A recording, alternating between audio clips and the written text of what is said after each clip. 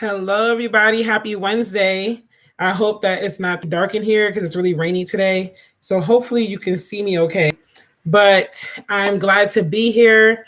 This live is going to be more like chill, more relaxed. I really just want to talk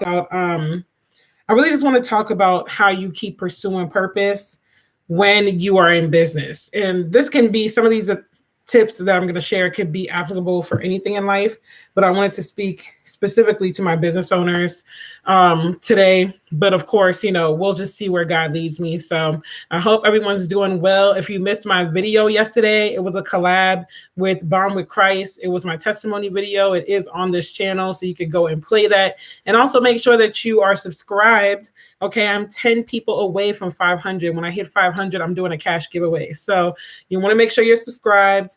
You want to make sure you're sharing the channel, you're sharing the videos, commenting, liking, all the things. And make sure that you are also showing Bond with Christ, my sister Alexis, some love, because she also did a really good job with the live. And I was glad that she joined me. So purpose, how to keep going. Okay. Now, the thing is with purpose, a lot of people, when they feel like, okay, I'm walking in my purpose, everything's going great. Excuse me. I'm, submitting to Christ. Everything surely is going to work in my favor. It's just not, it doesn't work like that. It tends not to work like that, and that's the thing. That's the reality of it all, because we tend to think that if it's not going well, that it's a trick of the enemy, or, like God is not with us. But in reality, a lot of the time, what you're going to pursue in purpose, you're going to have obstacles. You're going to have things go awry. You're not going to be able to just walk into purpose and victory and everything is just all gravy. You're going to have opposition, whether that is spiritual warfare, whether that is carnal, like people just not rocking with you. You're going to have different things that you go through when you're trying to walk the straight and narrow and pursue purpose. Because to really pursue purpose, first of all, it's your purpose is given to you by God. Like when you were in the womb, God knew there was something that you needed to do in this earth, or some things, because it's not one dimensional. It could be multidimensional. There could be several things that you need to do. And so when you start realizing those things and you start flowing in those areas, you're not always going to have it just work in your favor. And in business in particular, it is one of those things where honestly, it's always something different going on in business, especially once you reach a point where you're like full-time or pretty much almost there. You're going to be like, dang, like every day I'm fighting another fire. It really is like that. No day is predictable. Completely, at least not completely predictable. No day is just like a bed of roses. Even when you have a team, you still have to lead. Even when you have a team, you still got to show up. Even if you don't have a team, you got to do it all. So no matter how you slice it and dice it, business is not easy, and purpose-based business is not easy either. But I think the thing that I've realized just in being in business for myself and being a purpose-based business is that your purpose, like I said, is multidimensional. So sometimes it can change. Sometimes you might think, okay, I found it. This is it. But one thing I've learned in my journey of walking with God is don't get comfortable, because right when you think, okay, I figured this out. I found this out. Everything is going to be pretty much flowing along these lines. God is like, okay, great. Like, let's go ahead and switch it up. Let's go ahead and pivot. Let me take you to new territory. Let me take you someplace you've never been before, or something like that. So you can't ever get super comfortable. Sorry, I had to get a sip of my lemon water. This pollen got me feeling like, what in the world? But anyway, so, as you're pursuing your purpose and your business, that's one thing I've realized. You can't get comfortable. And then as you start pursuing it, you're going to realize like what God wants for you to do, what he doesn't want for you to do, and all these type of things. But it can be difficult because a lot of times we get caught up on things that really have no weight at the end of the day. Like, yes, we want to get the likes. Yes, we want to get, the fanfare and all of that good stuff. But at the end of the day, the likes and the fanfare and the popularity, that doesn't really matter. Like when you're pursuing purpose, it's not about you. It's about other people. You get blessed out of, by default, you get blessed out of the journey or whatever the case may be. But it really is not about you. It's about the people that are supposed to be impacted through you. And so, we can end up losing focus a lot of the time. And we can't be scared to pivot. Because like I said, God is, hey, Lauricia, God is not a God of comfort in the sense of like, you can just coast. He's definitely going to bring some new territory to you, and you just have to be ready to pivot. So that's one of the biggest lessons that I'm learning, because you might think, okay, like this is it, I'm going to settle here. But in reality, that's just for that season, you know, like it's always changing. It could always kind of like have an overarching umbrella. Like I know for me, I'm a teacher, I am a shepherd. I really, and these are really like my gifts for real, for real. Like I've spent the time, you know, like learning myself. I've spent the time doing the spiritual gifts test. I've done all of that. And I know for a fact that I am a teacher, I am a shepherd. Like that's just my purpose. Now, how that looks can be different. Right now, I'm a coach. It can look like me actually teaching in the classroom. It could look like me just teaching women in everyday life and not necessarily holding an official title. But I've had to pivot over the years. And I've always been a counselor type. I've always been the type that people come to and they speak to me about things and they want advice and guidance and all of that good stuff. But you know, in different seasons of my life, it looked different. So in one season, it was me teaching through a job. Like I wasn't a teacher, but you know, when I was in the government, I was teaching the agency on like records management and stuff like that. Let me put some chapstick on. I hate dry lips. That's the worst. And then when I got pregnant with my son, I was at home. I was a stay-at-home mom for like a little over a year. And I taught people, but it was just like in everyday life, like just giving advice, giving guidance, that kind of thing. Now I'm a business coach. So, you know, you have to be okay with pivoting. And even with me being a business coach, I feel like I'm about to transition, not totally, but definitely just bringing on more things onto my scope of what I coach on and what I teach on. But it can be scary, you know, because when you are walking in purpose, like I said, a lot of it is faith. It's based on faith. And so you have to trust that God is going to lead you in the right direction. You have to trust that God knows what you need to be doing and that he won't steer you wrong, even though you might be scared yourself, even though you might be like, there's no way I can do this. Like when I first got confirmation that I was to coach, I was completely terrified. I was like, how am I going to do this? Like, I've never like officially been a coach, you know, a business coach or anything like that. I've never like, you know, gone to school for that kind of thing. I have no accolades to be like, oh, I got trained in this or that, the third. But I had to realize that God already put everything in me. Hey, sis, God already put everything in me that I needed to succeed in that area. So, you know, it was really scary, but when I took that leap of faith and when I trusted God, like despite what my situation looked like, he blessed me with, and he's still blessing me. He blessed me with a 4-figure launch. He blessed me with all these different things in my business and just knowledge. Like, and here's the thing too, like when you're pursuing purpose in business, tunnel vision is so important. You cannot be consumed in listening. You and guys are really inspiring me to go on live. Yes, sis, just do it. I'm just flowing today. I didn't even take notes or anything. I'm just like, let me just talk, you know? Yeah, go on live more often. It helps. If for nothing else, just for the watch hours at the very least. Like those of you who are YouTubers who might be watching this replay, go on live. Like the watch hours are phenomenal. If nothing else, I don't even care if you want to go on live and just show you cooking breakfast. Like, I don't know. People be doing all sorts of stuff on live. You could go live endlessly. I've seen 24-hour live streams where people literally just play music or they're just like showing you them playing video games or whatever.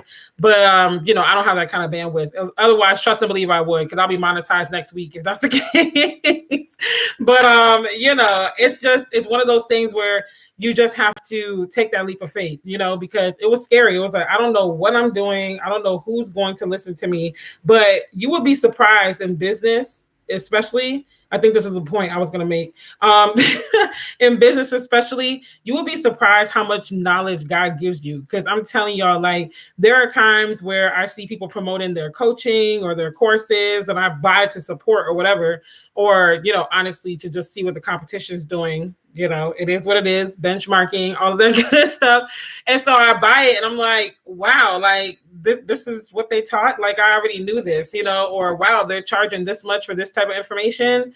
Okay, bet. Like, you know, all of that just helps to remind me, like, God is already instilling the knowledge in me, even though I can't afford to pay right now, at least for $10,000 coaching and all that kind of stuff. And because I try to take several courses, I try to continuously learn. So I have to spend wisely. You know, I can't just drop 10K on one training session, but we gonna get there though. We gonna get there one day. But even though I'm not there yet, and I buy those courses or I sign up for those like not extensives, intensives, accelerator programs, you know, and I'm like, wow, like I already knew this stuff.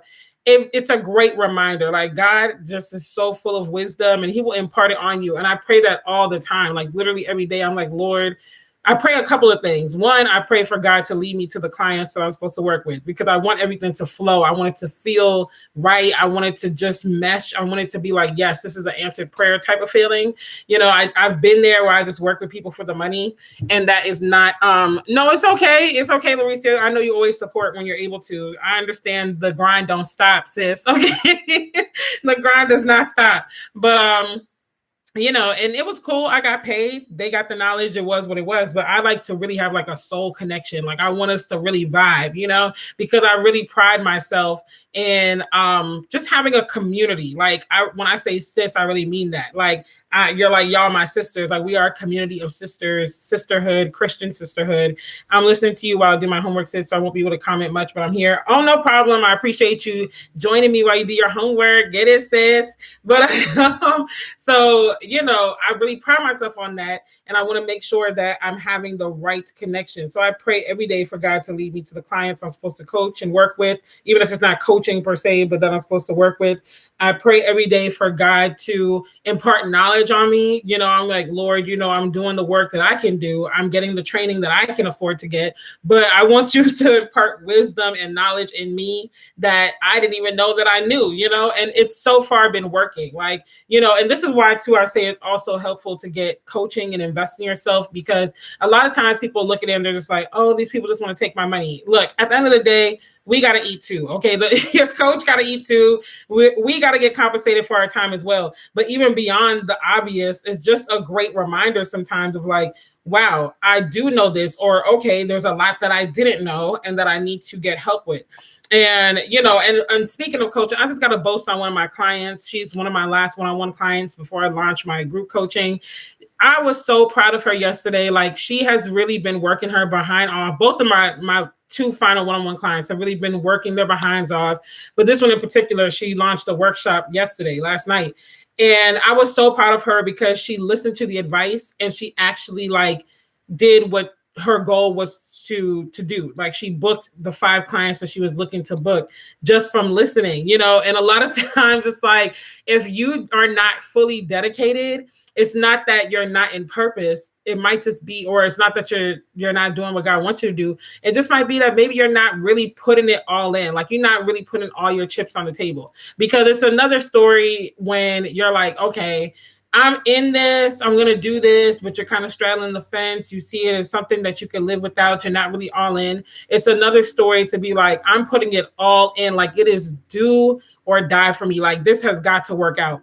And when you reach that realm of like, this has got to work out, and you have like extreme faith, crazy faith combined with crazy dedication and focus, listen, there is nothing God can't do. So, you know, if you are, and I apologize if I seem all over the place, y'all. Like I said, we just flowing right now. We're just having a sister talk. Like I don't have any notes for today. It was just on my mind, and you know, it is what it is. But you know, when you fully dedicate yourself, you will see the change. Like I can see the change in my business when I was kind of in it, and when I'm like, nah, this got to work out. And this is why too, it depends for certain people. Like I would never sit up here and be like, oh, y'all need to quit your job like I did. I did that, but I had the resources to do that at the time, and I had the support to do that at the time. I do not advocate for you going cold turkey out of your job, talking about Delle said quit so I can focus on business. No. I didn't say that. Like, stay on your job.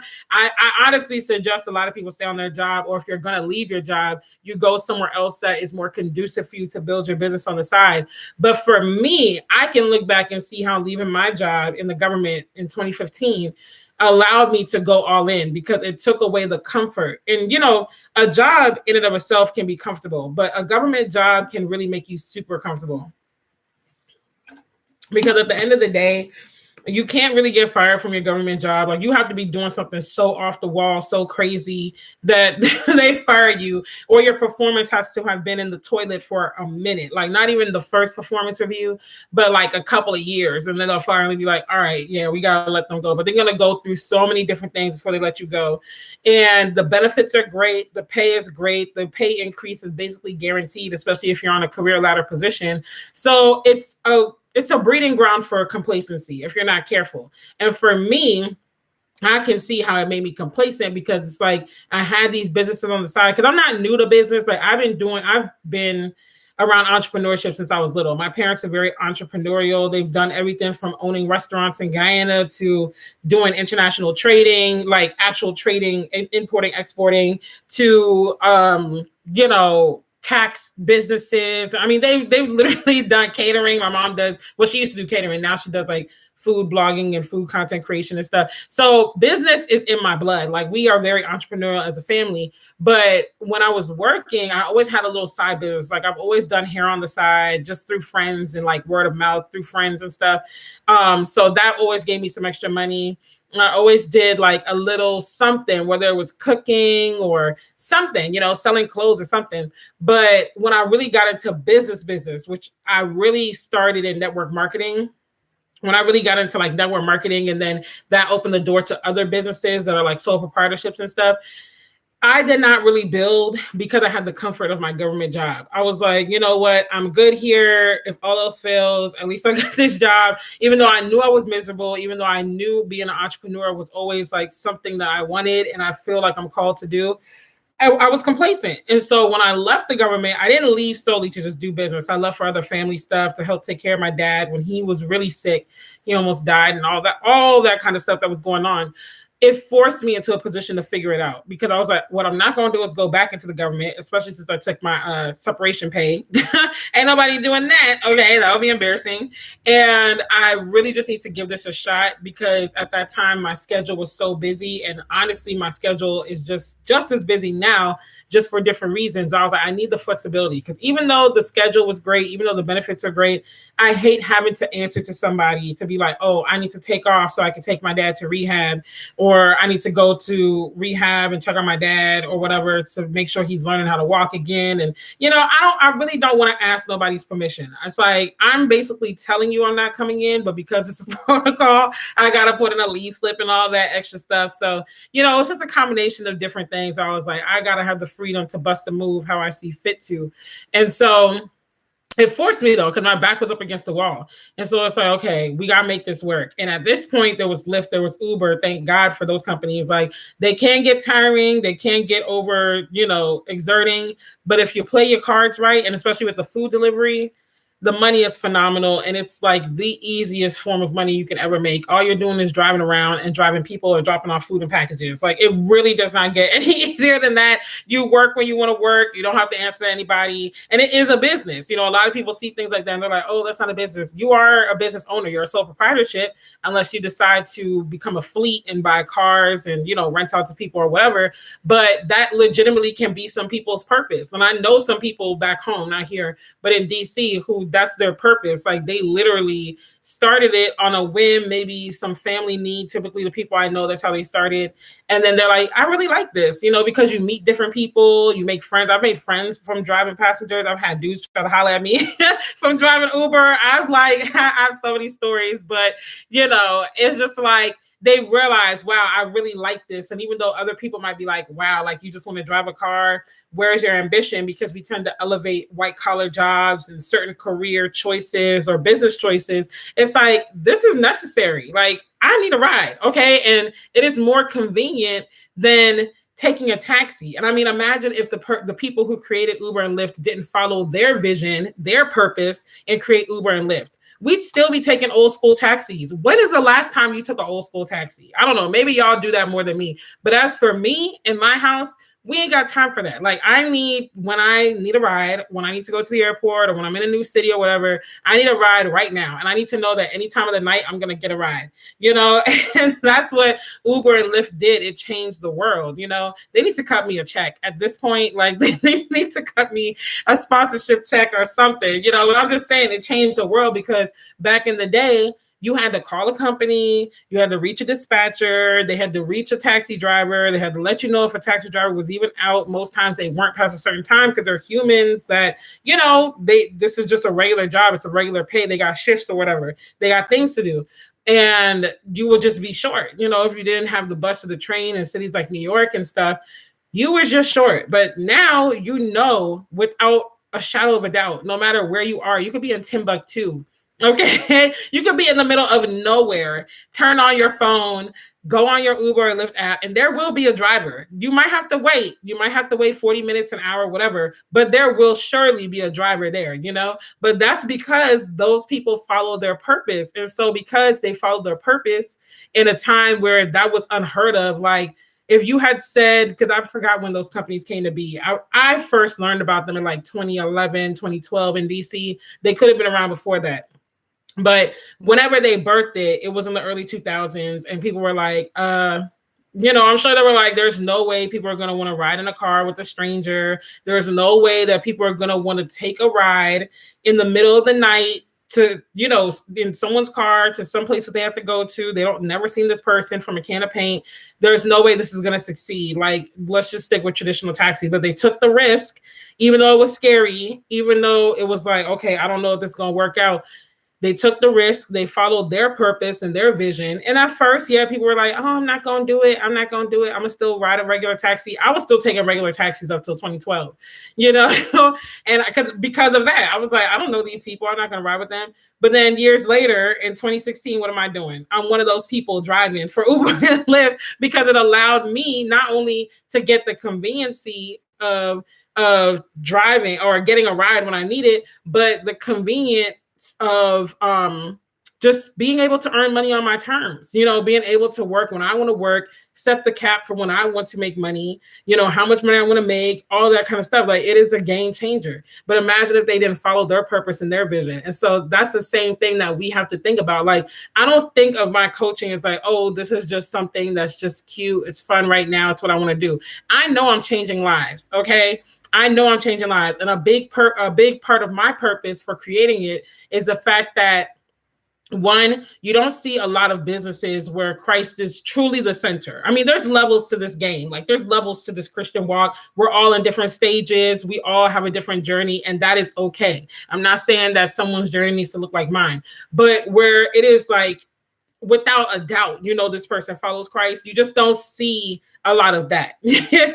Secondly, you don't see a lot of Christian business coaches, because a lot of the time in the church, our money is funny. And for our money to be funny, it's not a good look. One, it's not a good look because we can't be of service to other people the way that we are called to be, because we're robbing Peter to pay Paul. We're struggling to make ends meet. So we can't really be of service to other people. Two, we can't be of service to the church, global church, not just a building, but like, the global church for missions or causes or things that we're passionate about, or that we're called to, personally called to give to or contribute to. Thirdly, it's just a bad look, like if we're following Christ, if we're part of a royal priesthood, shouldn't we be looking a little bit more like royalty, and that includes our money. And this is not on some like, oh, your money needs to be great. If your money is funny, you're not saved. Like, I'm not saying that, because I hate with the passion the prosperity gospel, because it is false. And yes, I said it is false. So this is not me preaching, oh, you're just going to have wealth and you're never going to struggle and this and that, the third. Like, that's a lie. But I'm also not here for the poverty mindset of just like, oh, well, the poorer I am, the more righteous I am. Poverty and piety go hand in hand. Like, that's just, it's not it, because the world runs on money. And 9 times out of 10, when you are broke, you're stressed. I don't know many broke people that are really happy, like really just like, I'm chilling. They're stressed about their bills. They're stressed about what tomorrow's going to bring. They're stressed about this and that. Like I said, they're robbing Peter to pay Paul. It's a lot of different stuff going on. And when you're stressed, you cannot be of good cheer like that. You cannot be the disciple that God would want you to be because you're stressed out, and it's just not a good look. So I really wanted to start a business that can help people like get their money together, but their money together out of their purpose and their passions. Like, what are you naturally inclined to do? What are you naturally drawn to? What are things that you just naturally enjoy? Like, let's work on those things and then create a business from that. Because in this day and age, you can monetize anything. Like, literally, you can monetize anything. And I also wanted to offer advice and guidance on how to monetize using social media, because social media, like, if you aren't making money on social media in some way, shape, or form, you're missing out. Like, it's not just for social anymore. That's the birth of it. But we're at a point now where it's like, you could be making something. I don't care if it's $50 a month. Like, you could be making something from social media. And so, okay, no problem, sis. Thank you for joining me on here, and be safe out there too. But you could be making some sort of money on social media. And so this is why I wanted to start my business, because I wanted to have that purpose. I mean, I wanted to live out that purpose to help other people. And these are some of the things that I'm passionate about. You know, I'm passionate about helping particularly Christian women. It's not that I can't coach men, but I just don't want the lines to get blurry, because a lot of the time when I've worked with men in the past, they end up trying to holler or something. And it's just, it gets weird. I don't want to mix business and pleasure. So, you know, I particularly want to work with women because I really want us to be able to be the women that God calls us to be. I really want us to be able to have the time and the wherewithal to sow back into our lives. Sorry, y'all hear my stomach growling. I ain't eat yet for the day. I slept in today. Oh, I wasn't saying I'm leaving, just saying that I need to start some type of business. So I got to hit. Oh, sorry. My bad. I thought you were saying you're leaving. My bad. Yeah, definitely hit me on IG. And, you know, perfect segue, even though I was going to plug this at the end, but quick side note, I am going to be launching a membership program. So the pre-sale for that is going to go up tomorrow, or probably by Friday. Give me a couple of days. But by early April, next week at the latest, the pre-sale is going to go up. And then by the end of April, early May, I'm going to launch it. So the pre-sale will allow you to get in early. And if you get in early, you'll get in at a discounted price and all that good stuff. Because that, again, is just going to help build a sisterhood. It's going to help build a camaraderie and everything that needs to be going on, you know. But that's why my purpose is so much bigger than me. And that's why, even though I might get tired, I might get weary, I'm like, look, at the end of the day, there's women out there that need to hear this. Like, they need to understand how I did it for myself, and they need to be a part of a community that can help them get there, you know. And it's not going to cost you an arm and a leg to do so. And this is why also I'm passionate about having products at different price ranges. Like, yes, at some point I will have a 5-figure coaching program, but I'll always have something on the lower end, like self-paced courses and things like that you can get, because the information is there. It's just like, you have to be able to get it. And because I wasn't able to get it, it took me a longer time to get to this point than if I was able to get it. So, you know, needless to say, I can't even remember what my original point was, but I kind of went on a tangent. I'm just going to keep flowing. But you know, purpose, it's like that. Like, it pivots. It can be scary. You know, like I was saying with Uber and Lyft, like, it was scary back then. But now look at them. I don't even know what their companies are worth, but I know it's worth a couple million, well, if not a couple billion, because who isn't using Uber and Lyft? And that's why taxis were mad when they came out, because it was just like, we had our foot in the game, but here they come and they're taking our customers. But this is what happens when you don't pivot. You get phased out. Taxis had a monopoly on the market for decades, but they did. How did you not think of this? Like, how did you not think of pivoting and creating something new that would fit the times that people are in? Now people live a hectic life. Now people are ripping and running, hustling and bustling. You know, that we don't have cookie cutter lives in the sense of like, I get up, I work close to home, I'm off by 5 at the latest, I go home and eat dinner with my family, and I'm in bed by 9 o'clock at the latest. Like, we're sometimes on the road all hours of the night, working 2-3 jobs or just hanging out or whatever. So it's like, how did you not think of this? Because you're not thinking ahead, you're not pivoting. And, you know, in our case as Christian entrepreneurs, we can think ahead when we lean on God, because a lot of times when God tells you to do something, I'm not even trying to toot my own horn, but toot, like, like I do things that no one else has done, or maybe they tried, but it didn't really hit.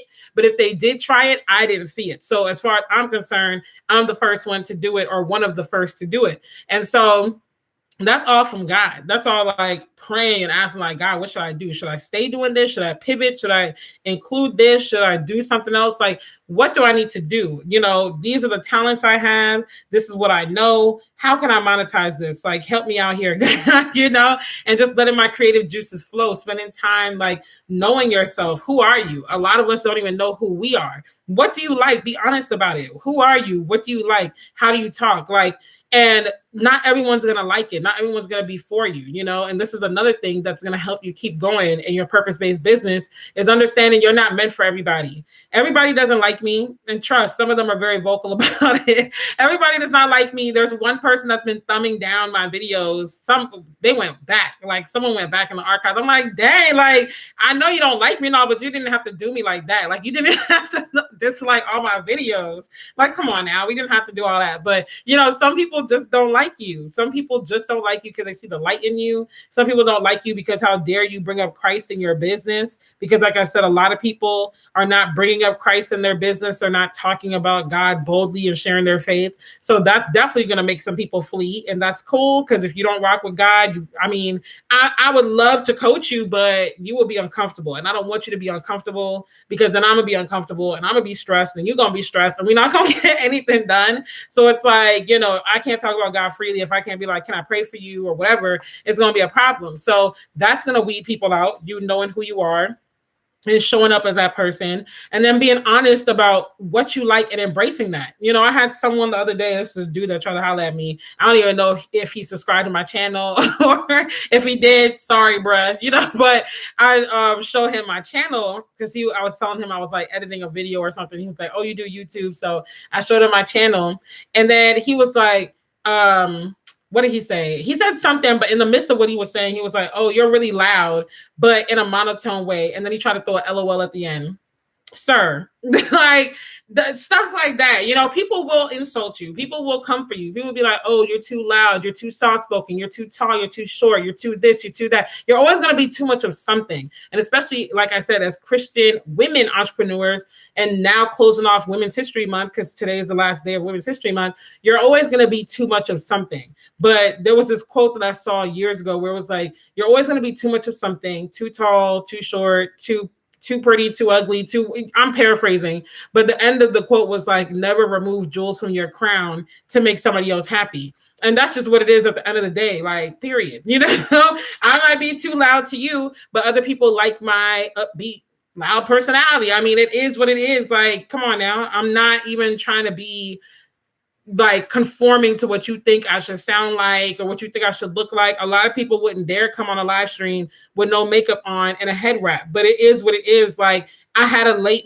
late start to my morning. I slept in, you know, I was working on other stuff, and then I was trying to hustle and get things ready for my trip coming up in about 2 weeks. 2 weeks exactly, actually. Is it 2 weeks? Yeah, 2 weeks exactly, I think, from today. So I looked up and I was like, oh my gosh, I got to go on live stream. Let me just throw this wrap on, throw on a wig, because I got my cornrows in, and just call it a day, you know? But a lot of people wouldn't do that, and that's cool if that floats your boat. But you have to spend time knowing who you are. You have to spend time accepting that and embracing it. If you don't like me speaking loud, if you don't like me sharing my faith, I'm not for you. There's another business coach out there that's for you. If there's another YouTube channel out there that's for you, that's great. I would love to have you join the tribe, but if not, God be with you. Best of luck, and nothing but the best. You know, I wish you nothing but blessings. And that's it, you know? But we don't spend the time getting to know ourselves. We don't spend the time really embracing who we are. And we try to show up online or in our businesses as a counterfeit, as somebody else. What works for them is not for them. Well, I mean, what works for them is not for you. Sorry. What works for you might not be for them. So you have to embrace you, because I had put a post on my business Instagram the other day where it was like, people don't buy because your product is that amazing. And I know that's hard to hear, because we think that our product, our service is just the next best thing since sliced bread. But in reality, it's people just don't really care. At the end of the day, they're like, okay, what's in it for me? Like, that's great. You spent all this time working on that. That's great that you did this, that you did that, that you're offering this, that you're offering that. But what does that have to do with me? Like, that's always the question you got to keep in the back of your mind, and the statement you got to keep in the back of your mind when you're pitching your products and your services. That's what people are thinking. What's in it for me? I could care less about all the extra stuff. So they're not buying because you and your product are that great. I mean, your product is that great. They're buying because they grow to know, like, and trust you. And by growing to know, like, and trust you, you have to have some sort of influence on them. And in order to build your influence, guess what? You got to be yourself. And a lot of us are not being ourselves online. You have to literally close the gap between your offline and your online self. Like, people should be able to run into you on the street, give or take any extenuating circumstances, like you being stressed or in a rush or whatever.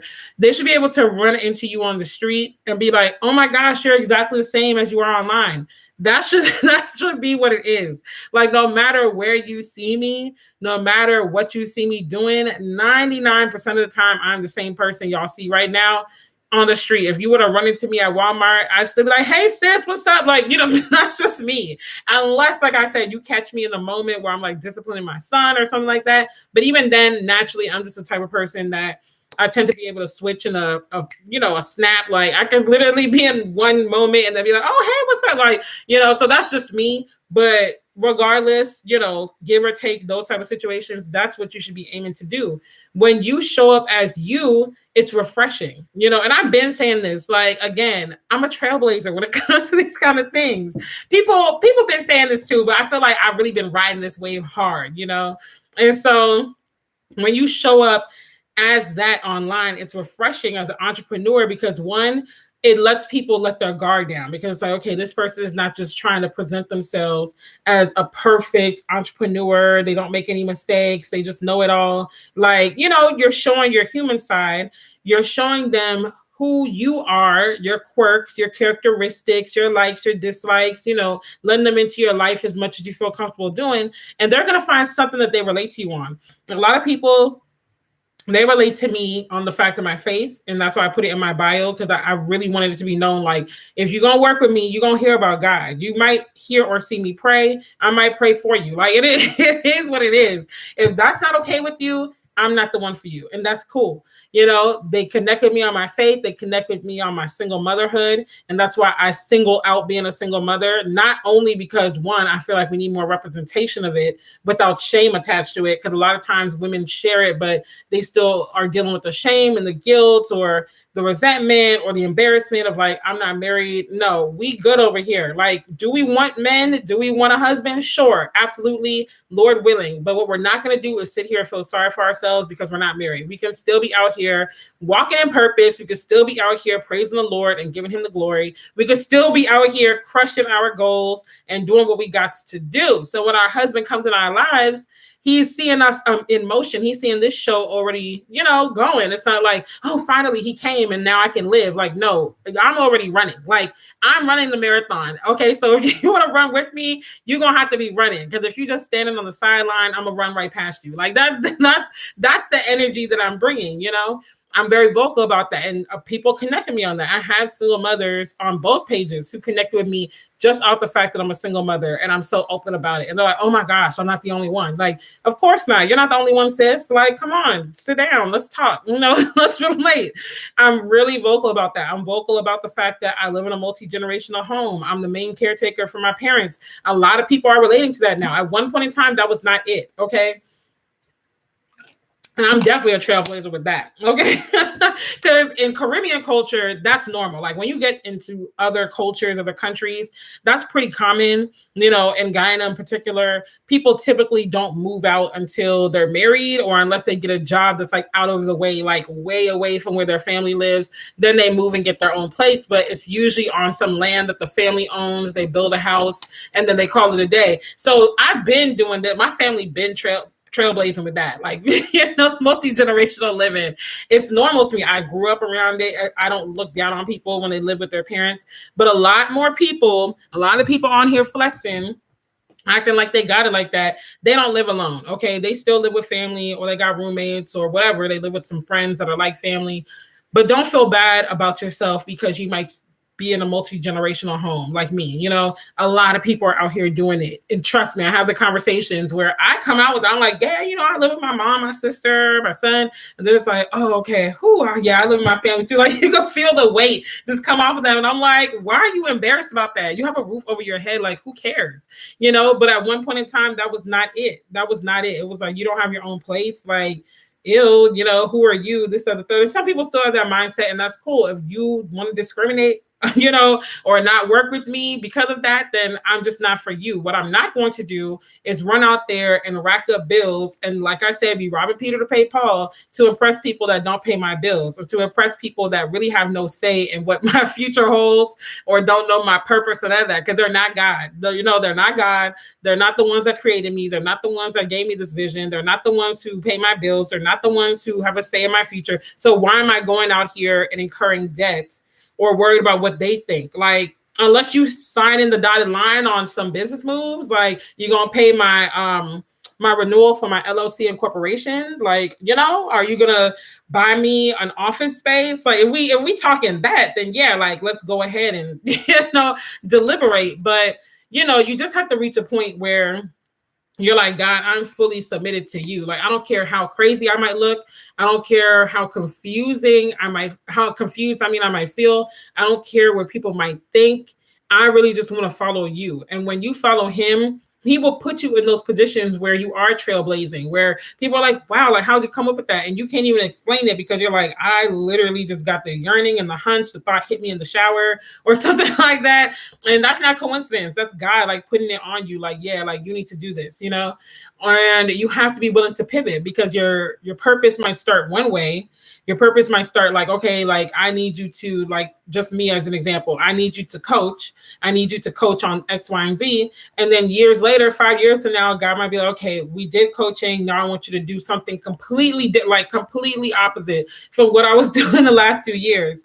And that's okay. Like, would I look weird to people? Yes, because people will be like, okay, well, you've done this so many years.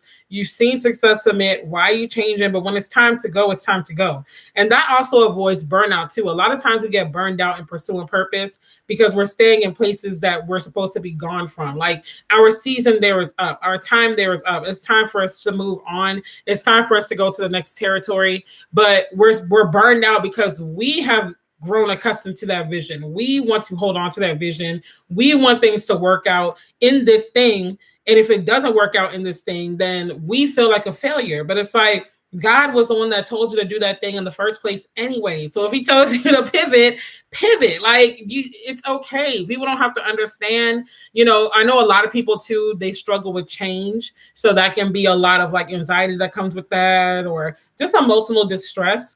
And that's something that God can help you with as well. You know, for me, I am kind of like, I'm kind of on the fence with change. For the most part, I can adapt pretty easily, but I don't like to change, you know, if I feel like I'm not finished there yet, you know, so that's the hardest thing for me. If I feel like there's still a little bit more that I could have done, then it's like, God, you want me to pivot right now? Like, shouldn't I do just a little bit more here? And God is like, no, like, you need to let this go. We are moving on. We are pivoting. So, you know, don't be afraid to pivot. As long as you have breath in your body, you can always change direction. You can always change what you're going to do. You can always change who you're going to do that with.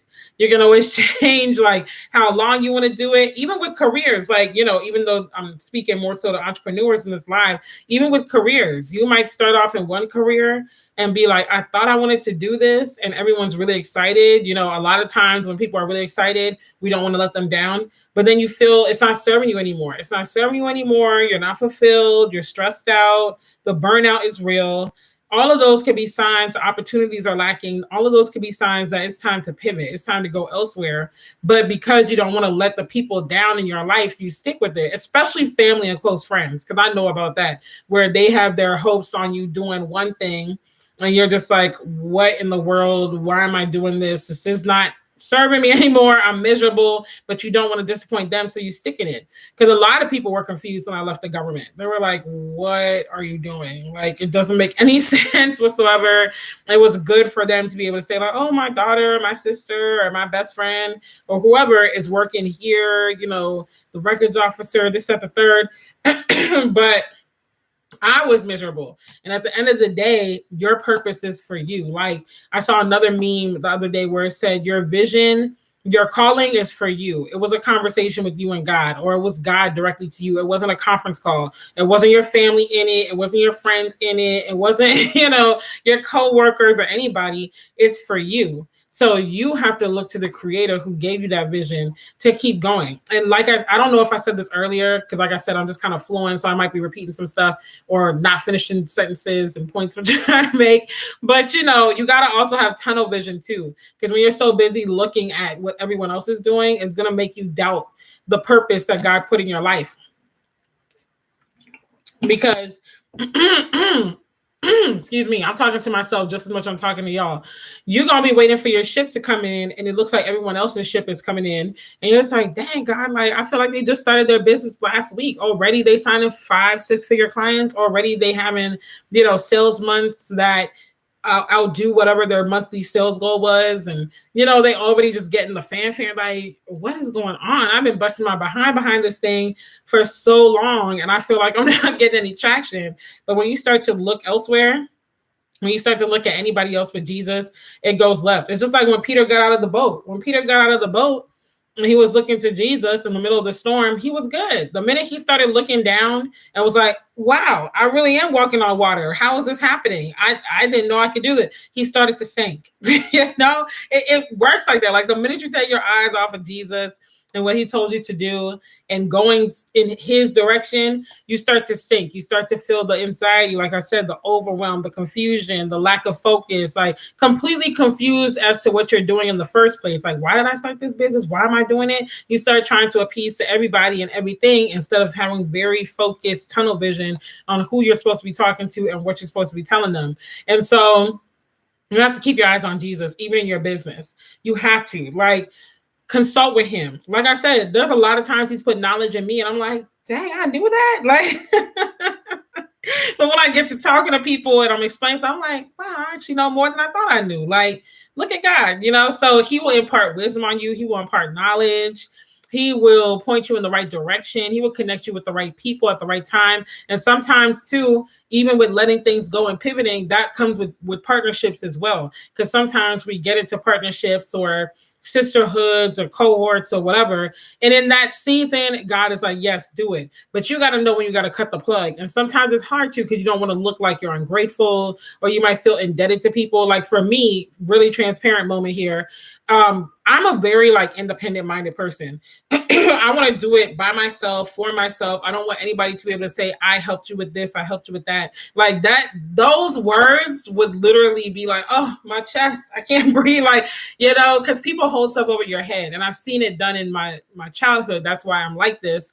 And, I'm doing the work to kind of heal that part of myself and learn to trust people and ask for help and stuff. But I will do it all by myself because I've been in situations where I've leaned on people and then it starts off good and then they get annoyed with you or they do something for you, like I said, and then they hang it over your head. And so it's hard for me to open up and trust people, particularly in business.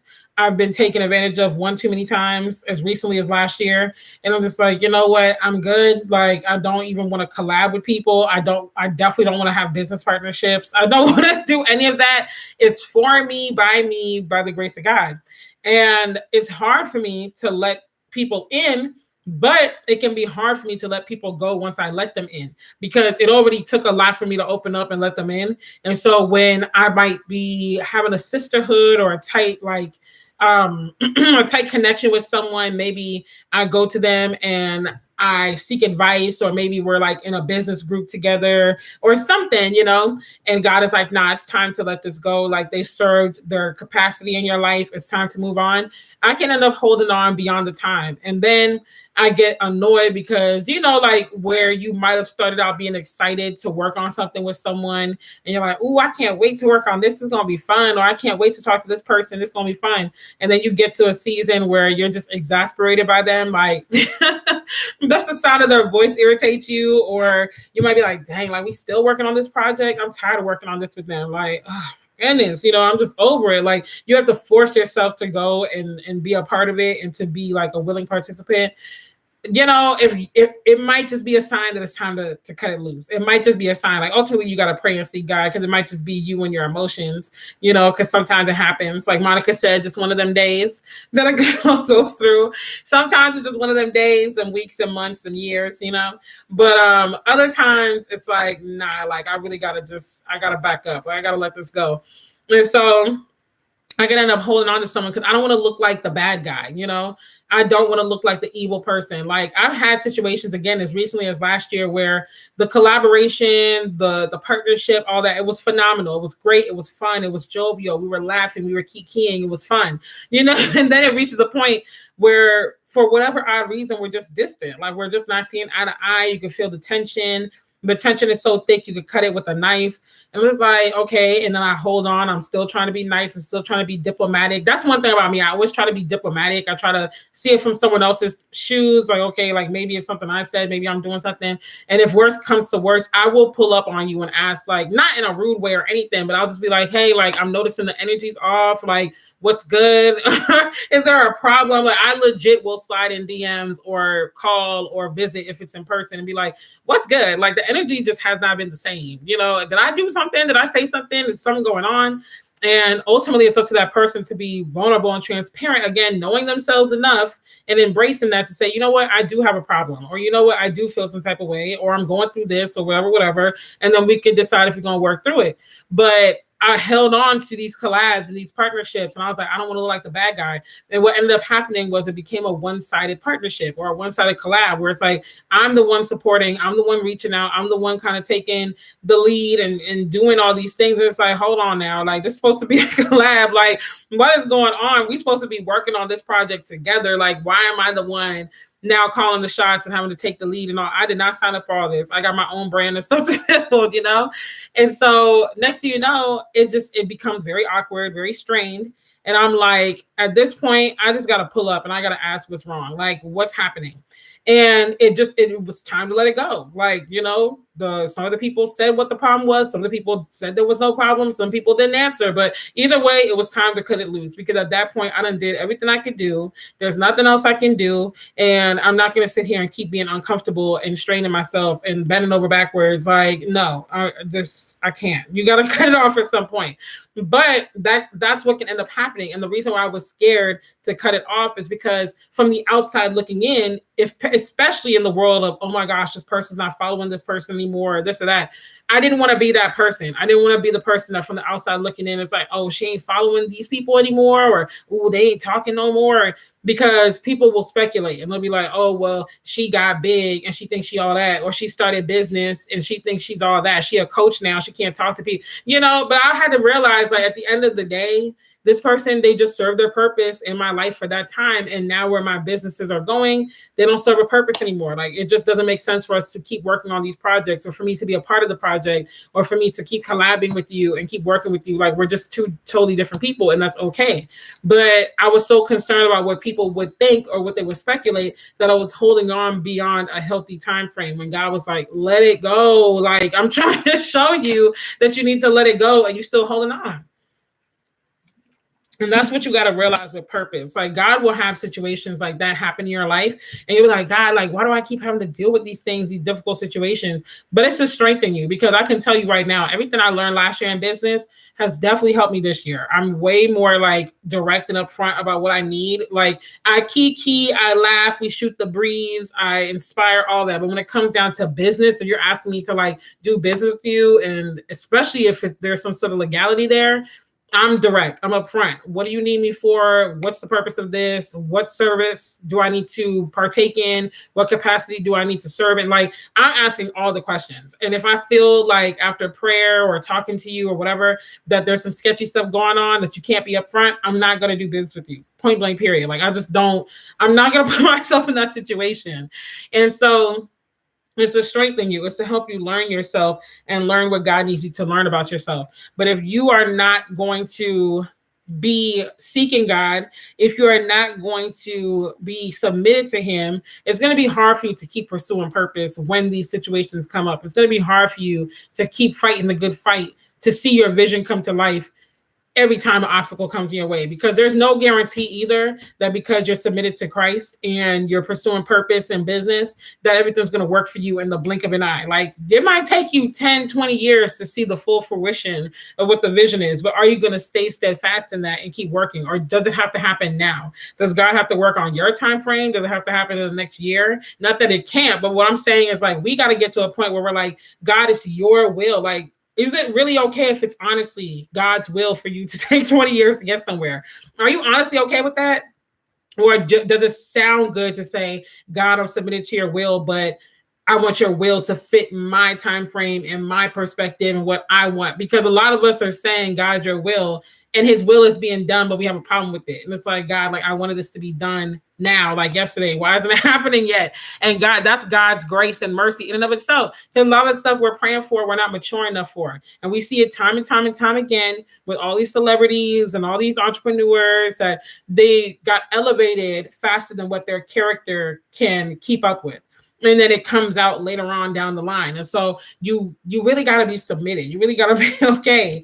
And you got to seek God in the midst of the obstacles, in the midst of the problems, because he's going to be the one to give you that clarity and that discernment and the direction to know, should I stay? Should I go? Should I fight? Should I not fight? Like, what should I do? You know, what should I do? And he will bring the right people to you. Because I can say, like, everybody that I've worked with so far, all of my clients, they have been such a soul match for me. Like, it's so crazy. Like, and a lot of them except for one in particular, knew me from my Daily Delle page and my Daily Delle Instagram and this YouTube. And the one that just found me on YouTube from a Google search, she is such a dream client. Like, all my clients have been dream clients, and that's nothing but God. That is nothing but God, because I have not had to do countless discovery calls and spend thousands of dollars to make what I need to make in return. But those are the ways that God opens the doors for you. Even with the funnels class that I taught this past Saturday, like, full transparency again, you know, it was just my goal to sell 10 tickets at $20 a piece, because I was like, this isn't about making money. It really is about just getting the knowledge out, and also just like letting people know about my email list and stuff like that, and getting them in there in that funnel. I sold 17 tickets at $20, and then I sold 3 products at $90 each. I made over $600 just from was over $600. Yeah, over $600, almost $700, I think, or something like that, just from one class that God told me to do on a whim. Like, and I knew I was supposed to do it, because not only did I get it in my mind, but a lot of people kept coming up to me asking me, "What are sales funnels? What are sales funnels? How does this work?" So I was like, okay, it's time to teach a class on this, because I'm answering the same questions over and over, and I could be imparting this knowledge and sharing it. So just from a simple, like, okay, God, this dropped in my spirit, I'm gonna go ahead and just like set it up, and then people confirming it, I made almost $1,000 just from that. Just from that. So it really is something where God will open up doors for you and allow you to do things. A lot of people that when I first started coaching, they were like, oh, you don't want to have a bunch of products. You just want to have this or that. And that's fine if that works for them. But for me, that's not the case. It works for me to have a store where people can go and get whatever course or training or service or whatever they need, because I'm meeting the needs of people, of women at all different financial levels, you know? And so you just have to be fully submitted. If you are fully submitted to God, you will be able to keep pushing past the obstacles. You will be able to keep pursuing your purpose, even when it seems rough. And if you need to take a day or two to just get your mind right, take a day or two to get your mind right. Like, don't feel like you have to always go. Because that's another thing too that we tend to do. We feel like it's all about our might, all by our strength. And so we overwork. That's one thing I did last year that I said I'm not doing this year. I overworked myself. I was all over the place. And granted, there are going to be seasons in life, especially when you're setting the foundation of your building, where you have to work harder than you did before. Because if you want something you've never had, you got to do something you've never done. You're going to have to put a little bit of elbow grease in there and work a little harder, you know, maybe dedicate an extra hour or two at night, stay up a little later or wake up a little earlier, work on your lunch break. You're going to have to do something, because there's no way you're just going to be able to keep doing the same thing you've been doing and introduce a new business into the mix and not change up something that you do or add something to your routine. You're going to have to make a little bit of sacrifices along the way. But as you make the sacrifices and you have your faith in God and you are pursuing purpose and you're doing what you need to do, he's going to open the doors for you. But again, this is what separates out the wheat from the tares or whatever, like this is what separates it out, because the people that really want it, you'll see it in their actions. You will see them really going hard for it in their own way. You would see them making those sacrifices. I had someone the other day tell me, they're like, you are always working. I'm just like, I mean, I want it. I need it, first of all, because I'm not going back to corporate America. I've been delivered from that. I'm now in a season where God has finally got me walking in purpose and things are working out. I ain't going back. I'm sorry. Like, I'm not going back. If I have to, if I don't have an option, then so be it. But trust and believe, I'm going to give my all to these businesses before I make that decision. But I'm like, I don't have a choice because I got to eat. I got to take care of myself and my son and helping my family and stuff. And I also really want it. I really, really want this to work. I really enjoy it. It's the first time in my life where I feel like I'm honestly using my gifts and my talents and my purpose, and I'm able to make an income from it. And I'm seeing the same happen for my clients. Like I said, my client yesterday, she was able to meet her goal of signing 5 clients to her workshop. And I was so excited for her. I was like, oh my gosh, Lord, like, thank you. Because I don't just pray for myself. I pray for everybody attached to me, and particularly my clients. I'm like, Lord, like, just touch their businesses. Like, I want them to flourish. I want to see their dreams come to pass. I want to see them walk out their purpose. And I was so thrilled for her. I scheduled a post to go up of me celebrating her, because I'm a really, like, some people call me extra, but it's whatever. Like, I'll be like, yes, sis, you better sign those clients. Like, that's me. So I scheduled a post to go up of a clip from yesterday where she told me during the beginning parts of what our scheduled call was. But I really, really want it. So to me, it's not work because I enjoy it. So to someone else, I might be like, dang, like, it was just on a client call. Now you're on YouTube Live. Then you're going to get off YouTube. You're going to be working on this. Then you're going to be going out doing that. I'm not doing Grubhub today or nothing, but say I was. You're going to be going out doing Grubhub. But I enjoy doing it. First of all, Grubhub gives me the right now money. I know every time I go out, I'm going to make at least $150 to $200. So why wouldn't I go out? And all I'm doing is dropping people their dinner or their lunch. Like, come on now. Of course I'm going to go and get that money, because that's helping push me to my goals. It's helping me accomplish business things and stuff for my family and myself that I want to accomplish.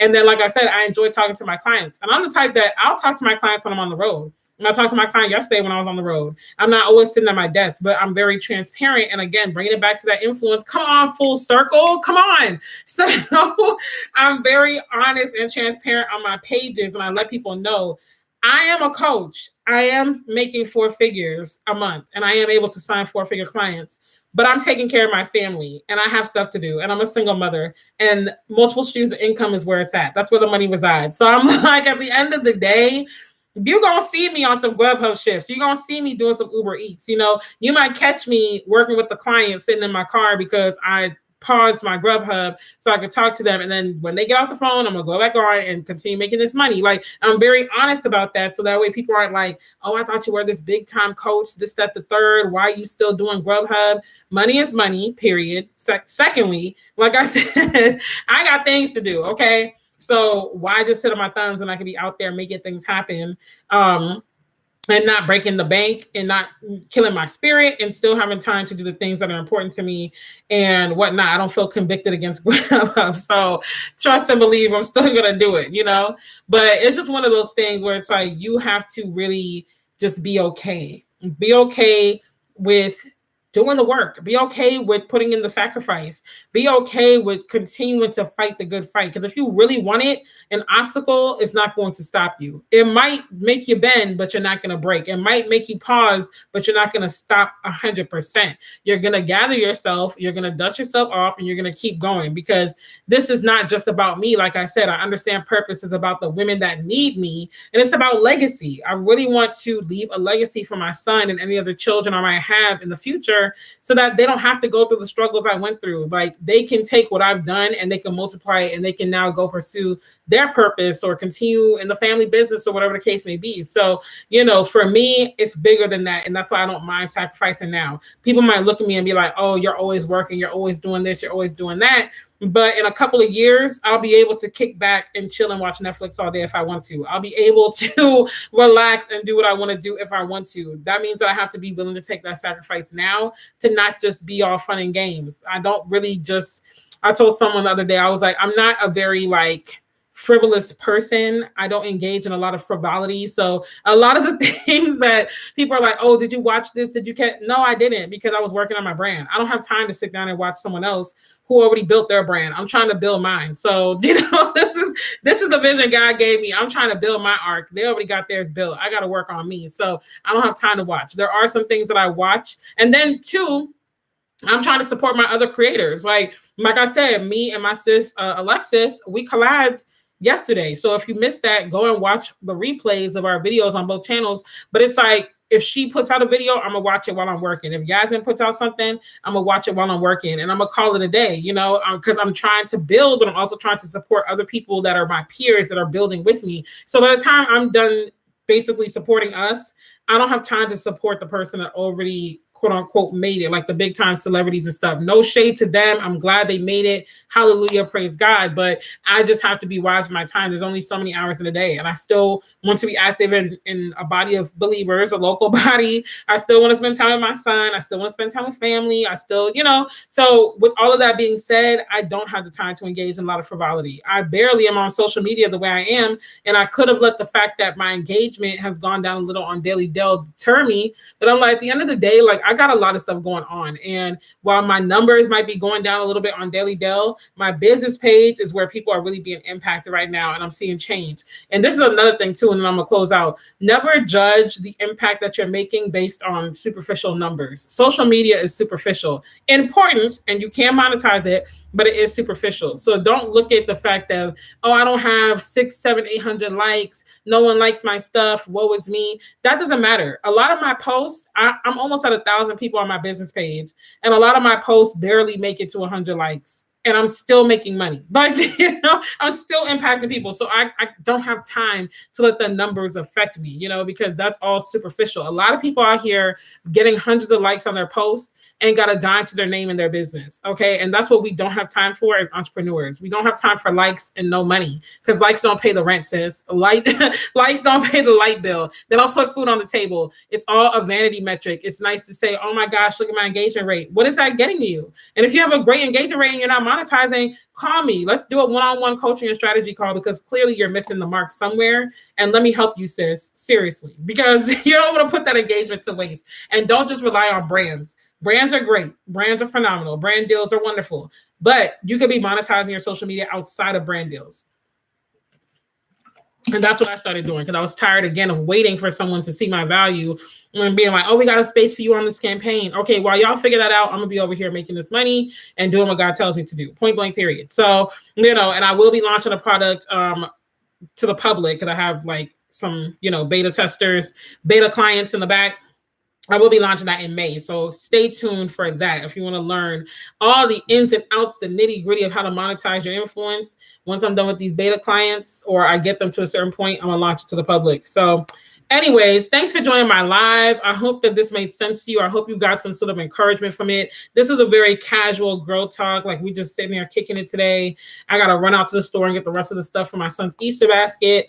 And for Easter dinner, like I said, check out the video I did yesterday on my testimony, y'all. It was a real brief testimony, because we already know if we're going to sit here and talk about what God has done, we can't talk enough. Like, all the books in the world can't even contain what we can praise God for. So it was very brief. It was the highlights of my story. And then Alexis, Born with Christ, she's in the comments, so go hit her up. She did a live stream, which she needs to go live more often. I'm calling you out right now. You need to go live more often. Like I said, if you're a fellow creator watching this, go live. Like, if you haven't gone live before, go live. Even if you don't show your face, show the dinner you're cooking, or play music or something. Like, maybe not music, because you might get copyright, but just go live and do something. Like, it helps with your hours so much. And especially if you can stay on for at least an hour. I'm good with BSing. So if I have to fill up the time with some words, I'll fill it up. But but do what you got to do. Okay. Let's get to this monetization. Also, Like I had said earlier in the video, if you made it this far, I'm going to say it again. When I hit 500 subscribers, I am going to be doing a cash giveaway to my YouTube subscribers and my Instagram followers. So make sure that you are following me on Instagram at Delle. Make sure you are subscribed to this channel. As I wanted to hit that 500 today. We still got 8 hours, a little less than 8 hours left in the day. So it's not impossible if y'all just go hammer time and you just start subscribing. But I definitely can hit that within the next week. Share with your friends, share with your mama, your cousin, your auntie, whoever. Let's get to 500. And ultimately, I'm trying to get monetized this year. Getting to 500 will put me at halfway to my mark because I'm almost at 2K watch hours. I'm almost at 500 subscribers. So I'm guessing I'm going to hit both around the same time. Once I hit 1,000 subscribers and 4,000 watch hours, I'm going to be monetized. Okay, so let's get this good news out. Let's get the word of the word of God and the good news of Jesus out. Like share, subscribe. Okay, so I'm about to pray for y'all, and then I'm gonna get off and go about my day. So, dear God, thank you for waking us up this morning, Lord. Thank you for just what you did for us on Holy Week many centuries ago, Lord. Just taking on the burden and the sin and the pain of the cross, Lord, and just pinning our sins to the cross so that we can have salvation in you through our faith, Lord Jesus. I just thank you for that sacrifice, that even though you knew what was going to go down, you did not back down. You did not, stray away from your purpose, even in the midst of the obstacles and everything that was going wrong, Lord. And I pray that we have that same fervor for our purpose that you put in us, that we don't back down because of obstacles. We don't let fear or intimidation or imposter syndrome or comparison or any of these things stop us from walking in purpose, because there are people that need to see us in our purpose, Lord. Even if it's only 3 people, even if it's only one person, let us be courageous enough to continue walking in purpose so that one person or those 3 people or those 300 or 3,000 or 3 million or whoever can be affected, Lord. I pray that we will just rise up and be a body of believers that proclaim your name boldly, Lord, even in the face of opposition, Lord. We know we're going to get opposition, but we know that deep down, people need you because you are the only thing that can fill the void, Lord Jesus. I pray for everyone watching this live that you would keep them safe this week, today, going into Easter, Lord, as they come and as they go, that you would just cover them, cover their households, cover everyone attached to them, Lord, that you would keep them from danger seen and unseen, Lord Jesus. I pray that you would just continue doing the mighty work that you're doing in them to make us the women and men that we're supposed to be, Lord. Lord, I pray that you would just be with us in situations that seem destitute, where maybe we are losing hope. Maybe we do feel far away from you, maybe because we prayed something and didn't come to pass, Lord. Just help us to remember that you are faithful regardless. It is not about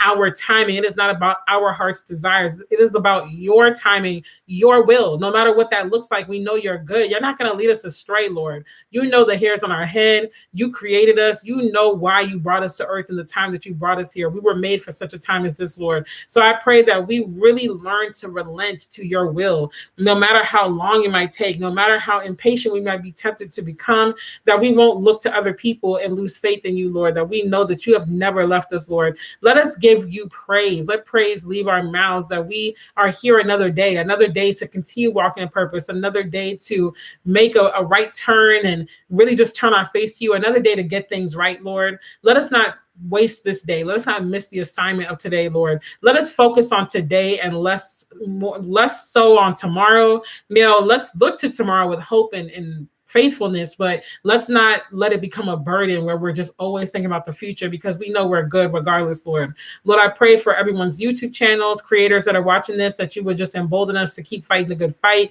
and keep creating these videos and to stay invigorated. Lord, I pray that you would just answer any prayers on the hearts of the people watching this live and on the replay, Lord.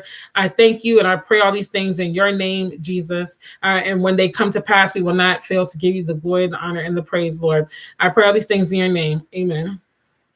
All right, y'all. So I'm going to go ahead and get off. Thank you for joining me live. I appreciate it. I will see you guys next Tuesday for another live premiere. Just a reminder, my live premieres on Tuesdays are at 4 p.m. Eastern. My live streams on Wednesdays are at 3 p.m. Eastern. So Tuesdays, 4 p.m. Eastern. Wednesdays, 3 p.m. Eastern. I will see y'all next week. Have a great Easter, great Resurrection Sunday with your family. Rest, meditate on the word of God, meditate on what God did for you and me. He loves you. He died for you. He will continue to shed his love and blessings on you. I will see y'all next week. Bye.